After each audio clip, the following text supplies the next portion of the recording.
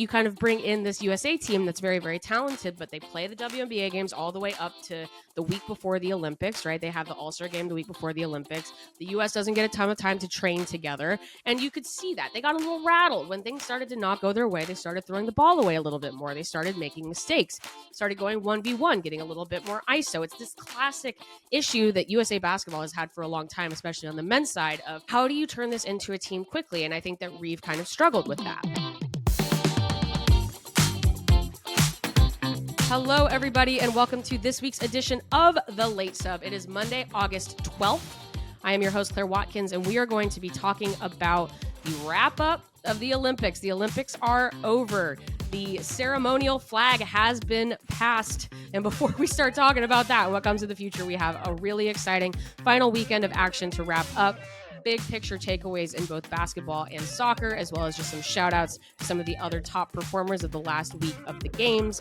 And then we have a very, very special guest talk to us about some of the, let's say, slightly international vibe soccer happening in the United States immediately after the games before NWSL begins. It's going to be a jam-packed episode. Let's jump into it. All right. If you can believe it, the 2024 Paris Olympics are sadly over as quickly as they came. A whole lot of buildup, fabulous couple of weeks of sport. I had such a good time watching this year's Olympics. Really, really enjoyed it, but they are over. We do have the Paralympics coming up at the end of the month, but I do feel like this was a truly great modern approach to the Olympic Games. Loved the multi-view and the gold zone wraparound from Peacock.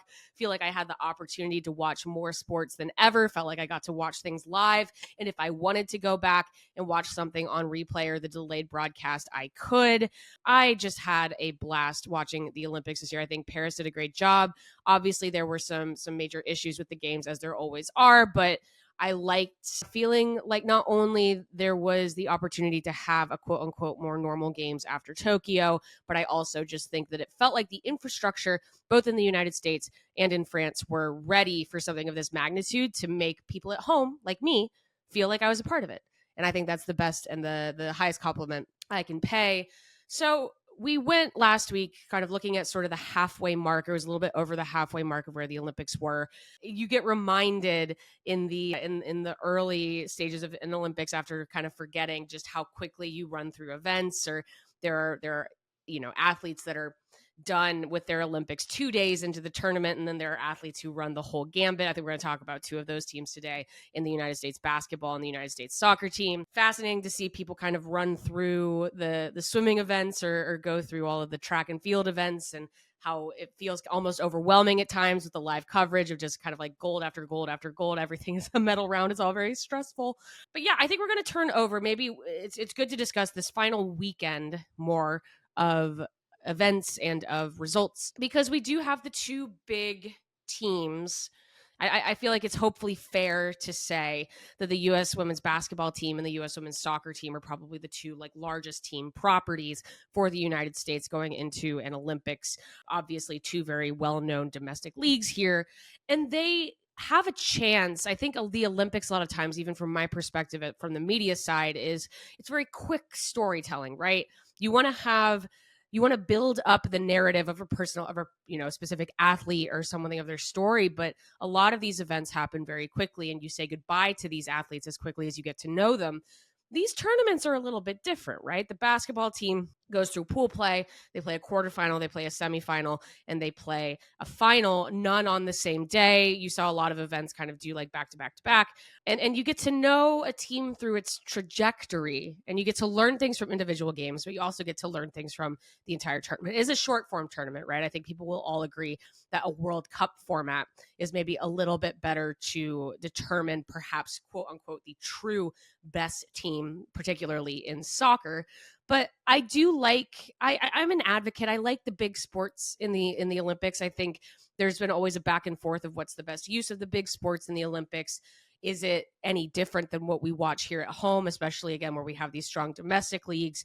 Is it worthwhile for these professionals whose paychecks are being, signed by people who are not, USA basketball necessarily, to participate in these games? And I think what we saw this year was some of the difficulties of the modern era of women's sport in compiling these teams and succeeding.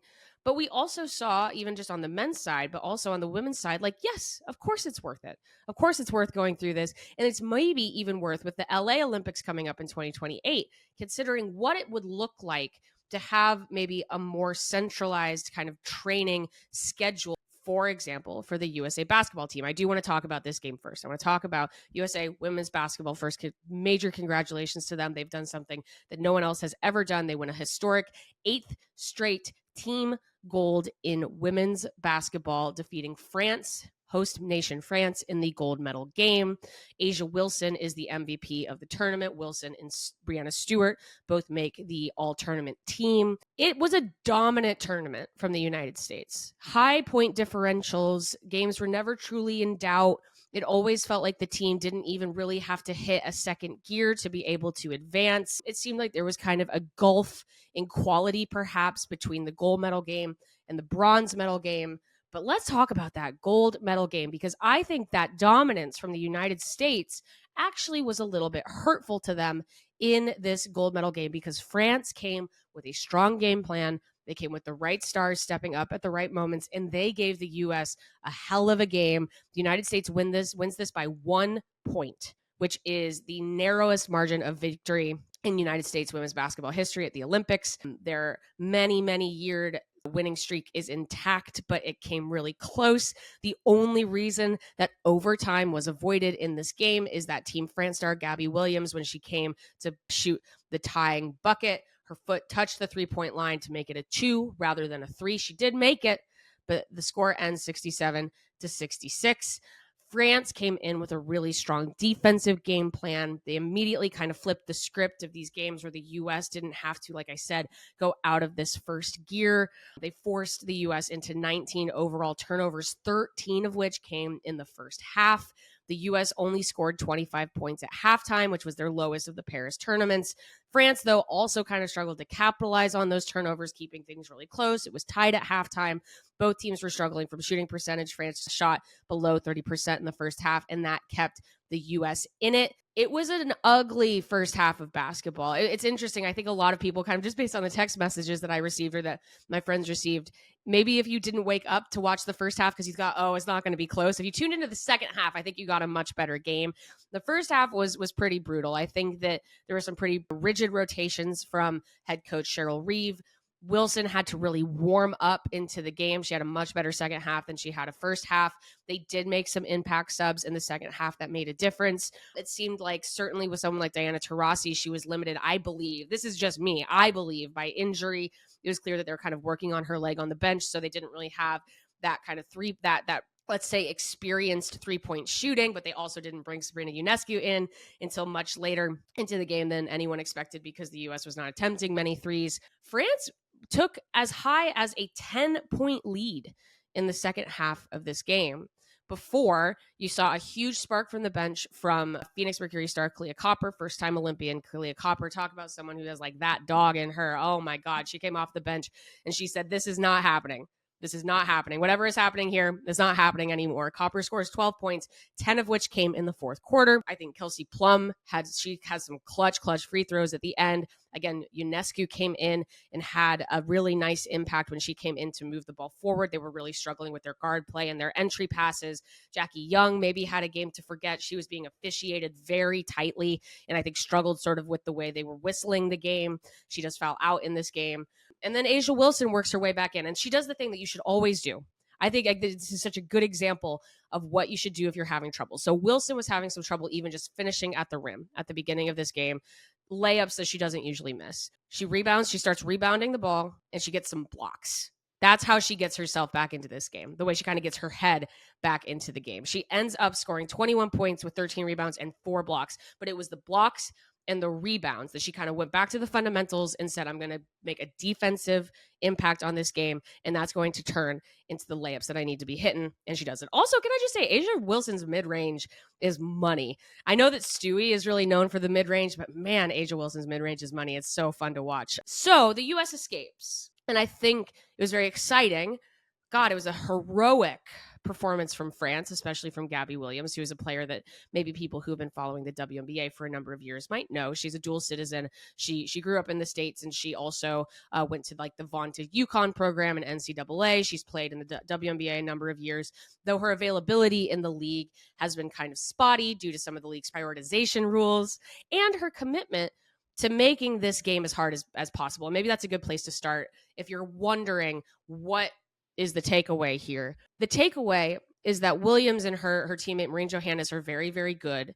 They have a deep team. They subbed liberally, and they had a lot more time together in sort of this great galvanizing force of the home Olympics over a course of years, not just this year, but they did focus a lot of time on staying in France and training together going into this Olympics. And then you kind of bring in this USA team that's very, very talented, but they play the WNBA games all the way up to the week before the Olympics, right? They have the All-Star game the week before the Olympics. The US doesn't get a ton of time to train together. And you could see that. They got a little rattled when things started to not go their way. They started throwing the ball away a little bit more. They started making mistakes, started going 1v1, getting a little bit more ISO. It's this classic issue that USA basketball has had for a long time, especially on the men's side, of how do you bring this incredibly talented team, because I'm not going to go so far as to say that I feel like player for player the US has anyone who can match them. I actually don't think that is true.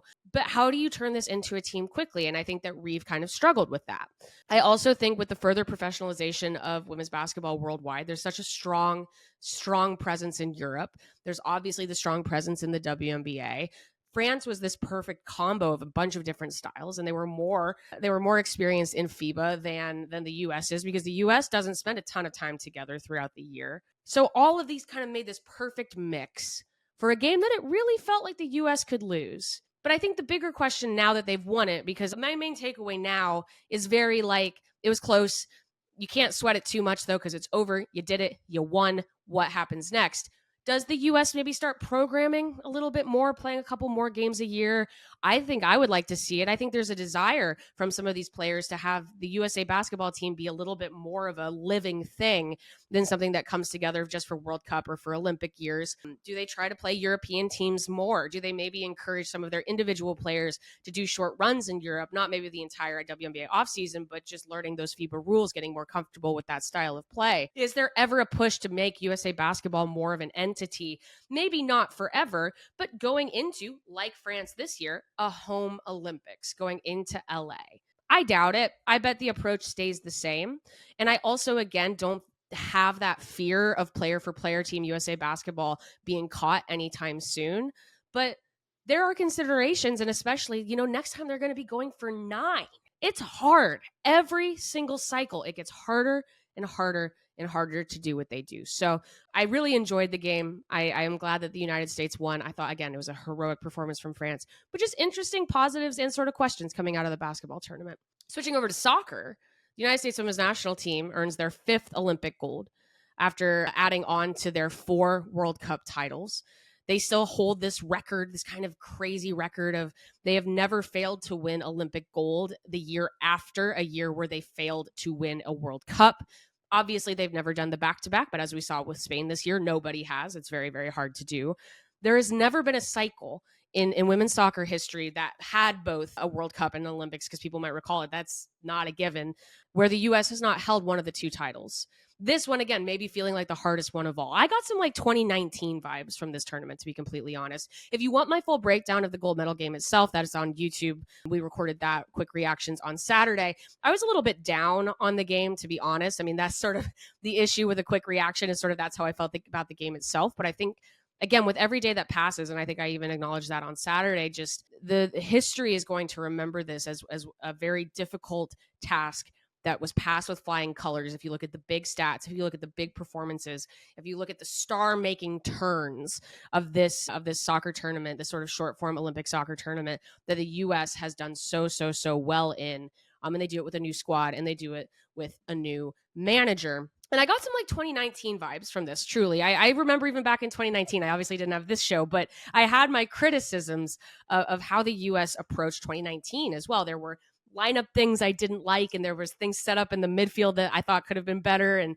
thought that there were issues in the attack and all of these different things, but it really just matters that you win. And that allows the bigger picture. You take that confidence of the bigger picture into this nice run of years without a major global tournament until 2027. But I want to look at maybe the tournament at large really quickly and rattle off just a couple big winners and I think some losers of this tournament as we do go into this future where it's not like you can just turn around and go to the next. I mean, I know for the European teams, they have the Euros. That's going to be a big bounce back point for them. For the North and South American and Asian teams, they know there's the Asia Cup in 2026, but they have a couple of years until then. They have a year until then.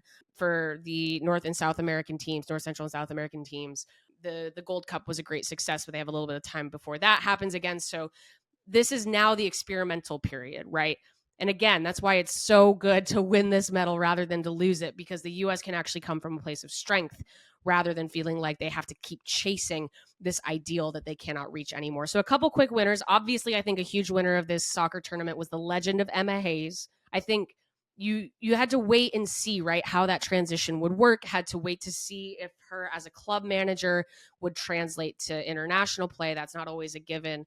Emma Hayes was one of the best managers that the U.S. could have gone out and hired. They take a gamble on timing, and it completely pays off. She doesn't mess it up. She never goes too far into doing too much. She got the team believing in themselves again. They put players into a position to succeed.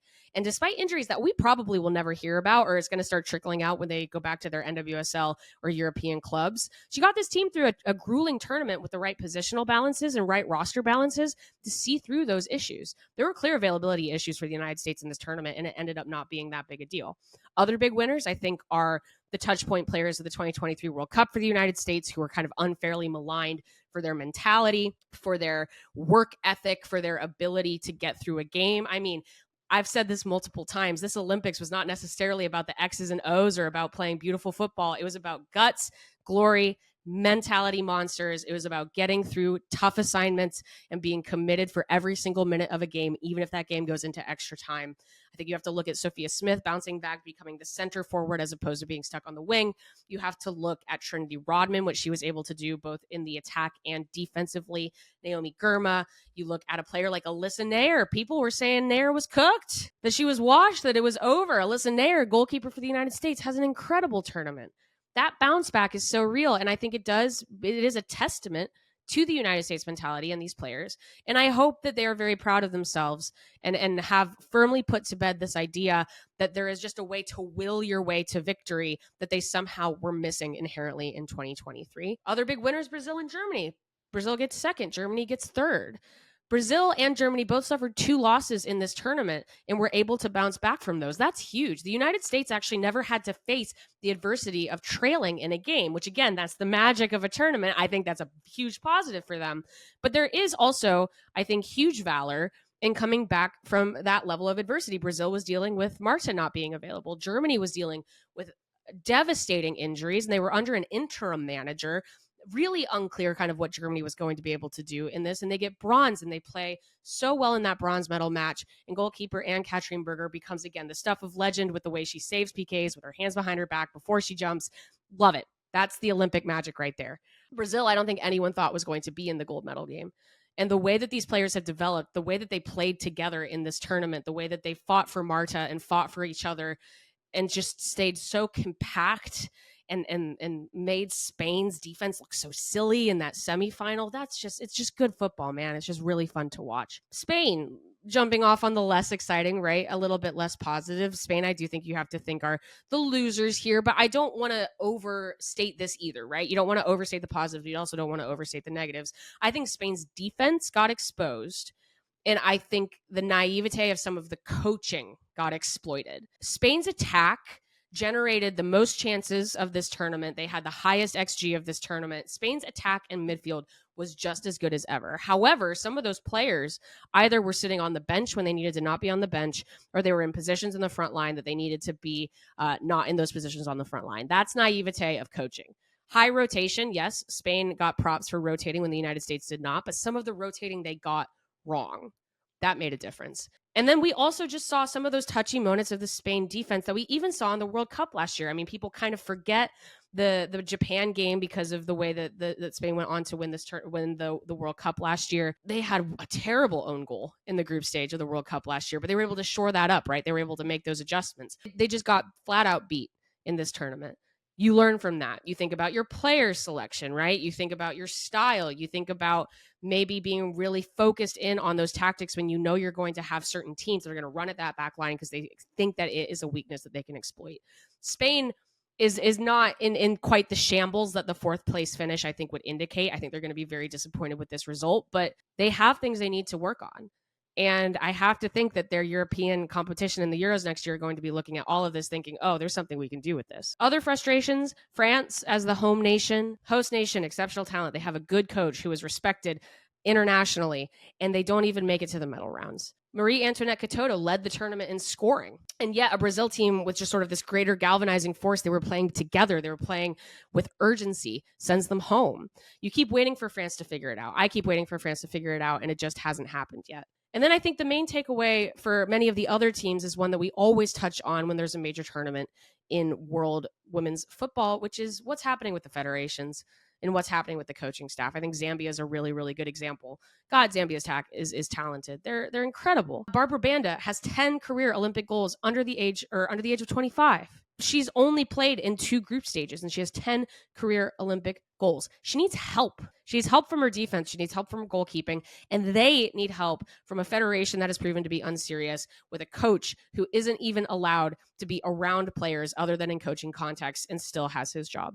Canada, weird tournament for them, right? Players actually do incredibly well with their backs against the wall, but the federation gets, dragged through the mud for this the drone scandal, cheating scandal. They now go into an uncertain future where Canada Soccer still has some of the budget issues that they've always had. Plus, they don't know if their coach is going to be able to coach, certainly not for another year unless Beth Priestman appeals her suspension. Who's going to be leading the team? You looked at them in the team huddle after they got knocked out by Germany in the quarterfinal, and their interim who had stepped up. So, willingly having this conversation in the huddle, and you just think, oh my gosh, these players, they don't have an authority structure here. They don't have someone who can tell them things are going to be okay because they don't know if that's true. Australia is going into a rebuilding stage following the end of Tony Gustafsson's tenure after they get quite kind of dramatically grouped in the Olympics this year. There's a lot of really interesting days ahead. And the good thing is the timing, right? Everyone gets time to regroup. But sometimes what that means for federations is that they think they don't have to be actively working on things. So, fabulous soccer tournament. I feel like we learned a lot about the sort of era of world football that we are in, which is that the world powers kind of are still the same as they always have been. Europe, the rise of Europe is still being kind of tempered by the rise of everybody else. And my big thing for the US is you win one of these, right? You win the World Cup, you win the Olympics. That's your title for the next 4 years.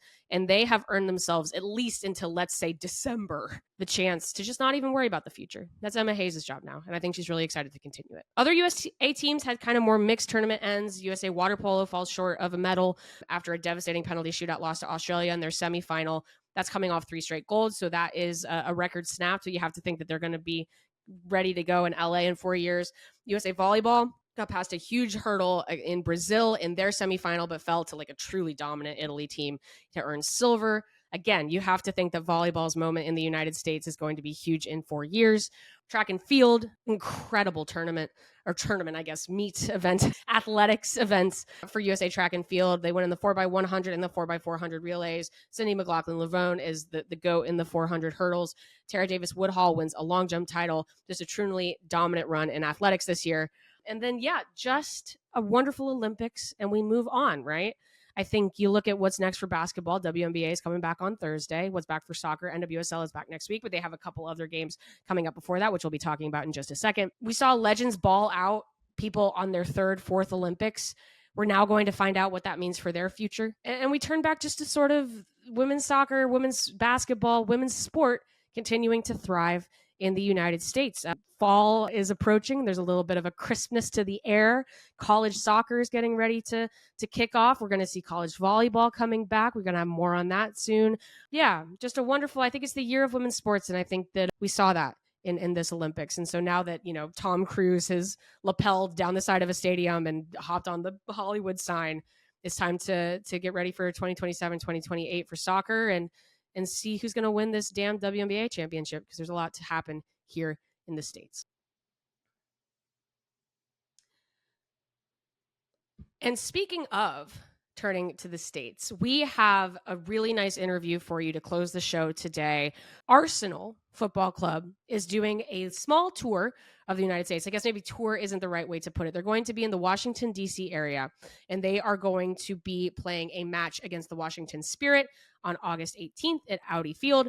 And they're going to follow that up with a matchup against Chelsea on August 25th. Talk about fall approaching. The fall season is in their preseason.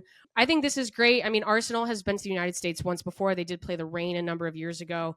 It's always nice to see cross-club competition. I think it's interesting to see Arsenal in their preseason versus, let's say, the Spirit mid-season, or with interesting availability, considering kind of some of these players who are coming back from the Olympics. But I always think these are things are really great. I love growing kind of the sport of women's football in the States, and seeing some of this, like I said, seeing an NWSL club matchup against a WSL club. And to speak with us about it late last week, I had a really lovely chat with Arsenal and English women's national team forward Alessia Russo about all that good stuff, what she wants to eat in the United States while she's here, her kind of assessment of what to expect from the Spirit, and more. Please enjoy that chat.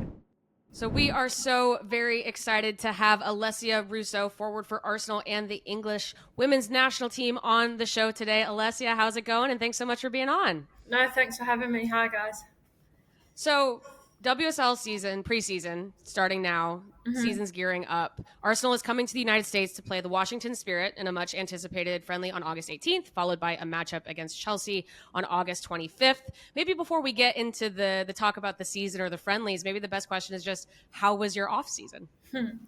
Well, we were actually quite busy internationally, so there wasn't so much of an off season, but it was good. We had big games to compete for and qualify for the Euros, and then we had a little bit of downtime, and then back here ready to go. To that point, like you said, a busy time of year, even just coming off of the WSL season in May and June. With Euro qualifiers, I know you guys did the Australia tour. How do you personally, as a player, one of the biggest conversations right now in global football is, especially on the women's side, the need for rest, right? The need to rehab and to get ready to feel fresh for a new season. How do you take that time in an off season that has been so busy? Yeah, it's tough at times. I think you really need to make the most of it when you do get time to fully switch off. Something that when I was a little bit younger probably wasn't as good as, but as I get older, knowing your body a bit more, knowing what works for you. When I'm not playing football, I like to just be fully rested. And when we get time off in the summer on a beach somewhere in hot weather, makes it even better. So, yeah, it's tough and it's hard to balance at times, but I think it's just about making the most of the time that you do get off and making sure that your body fully switches off and kind of takes its mind off of football so you can relax, and then when you're back in the environment you feel more refreshed. Even again, to that point, there's been this conversation about European teams where players who are playing for club and playing internationally. We've seen the European teams at the Olympics this summer have to deal with a lot of that heavy load. Have you gotten a chance to check out any of the Olympic football so far? Yeah, I've been watching it all pretty much. Yeah, I mean, it's been a really tough competition as well, and the games come around so quickly. So I'm looking forward to watching the final tomorrow as well. I think it'll be a really good game. Also, again, maybe a little bit of a preview, right? You've got some of those Washington Spirit players that you'll be up against playing in that game.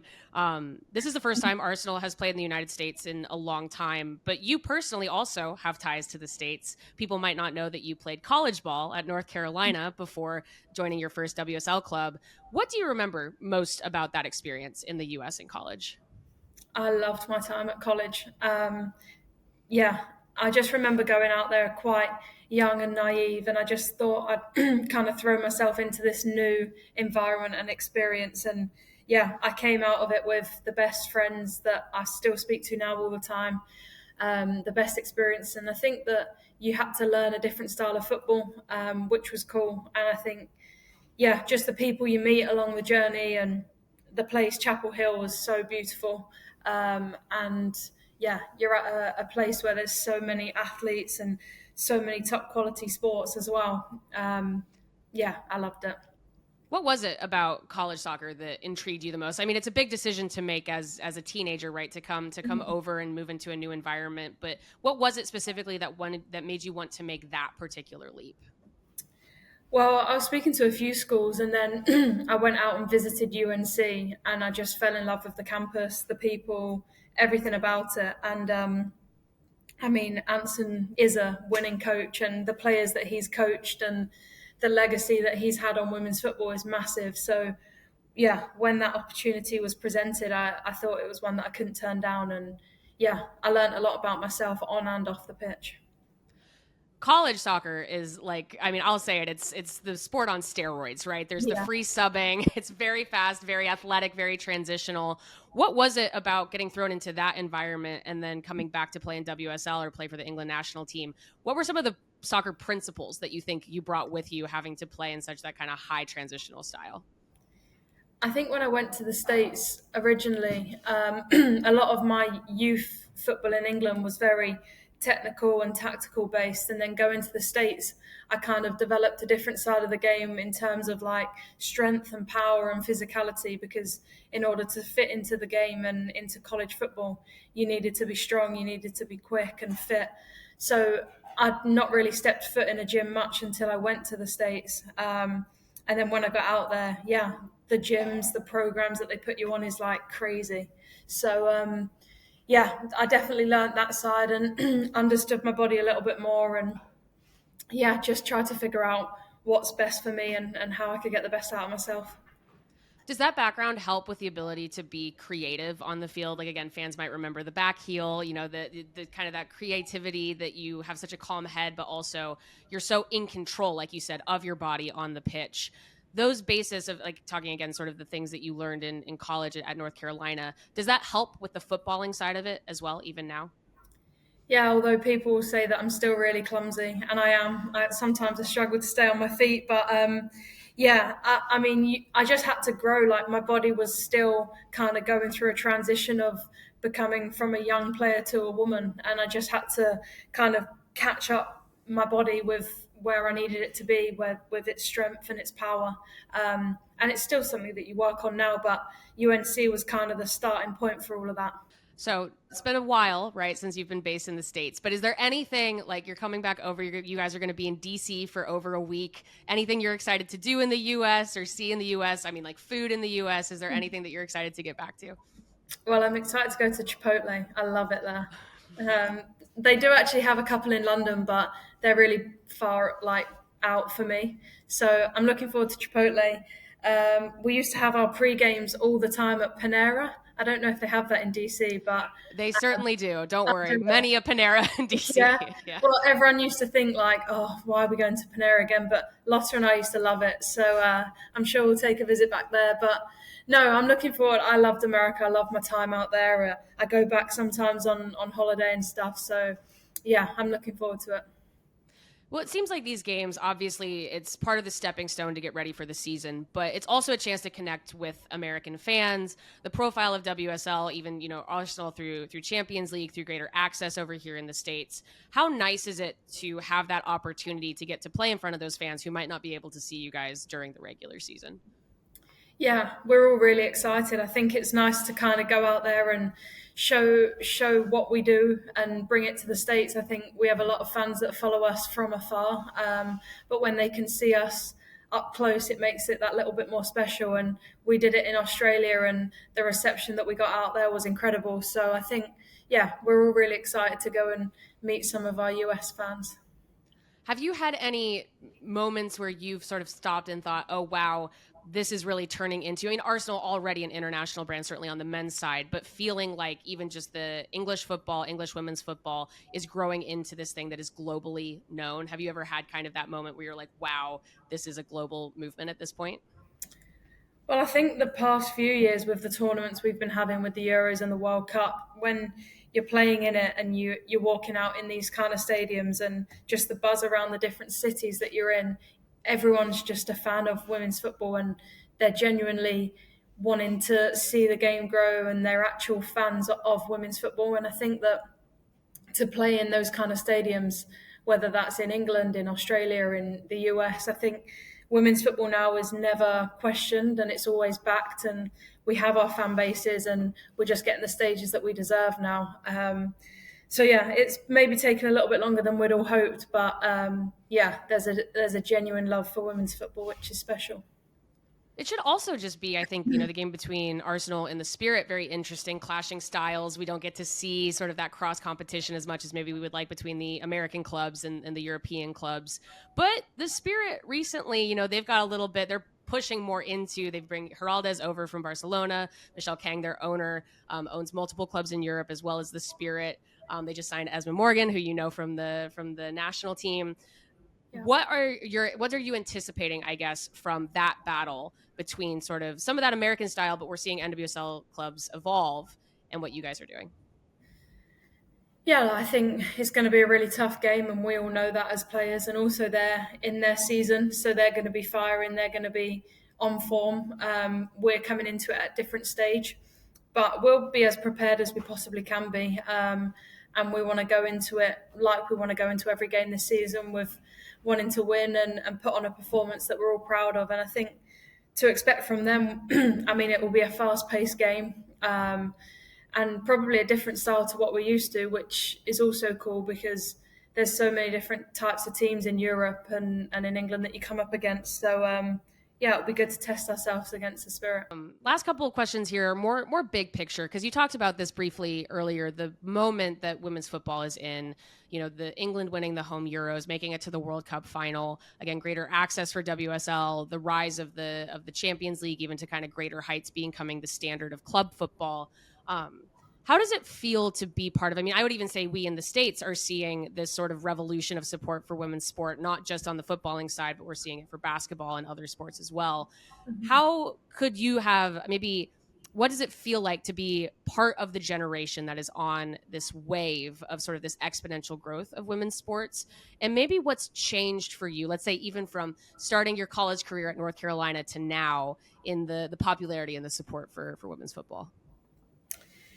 Yeah, I think I feel very privileged to be in the position and to have the access to the fans that we have now, and have the support of the fans. I think for us as players, like, there's no greater feeling than winning, but winning with your fans and with the people that have backed you since day one makes it even more special. And yeah, I think just women's sport in general is skyrocketing right now. Like, people can see the talent, and to be honest, I think the talent's always been there.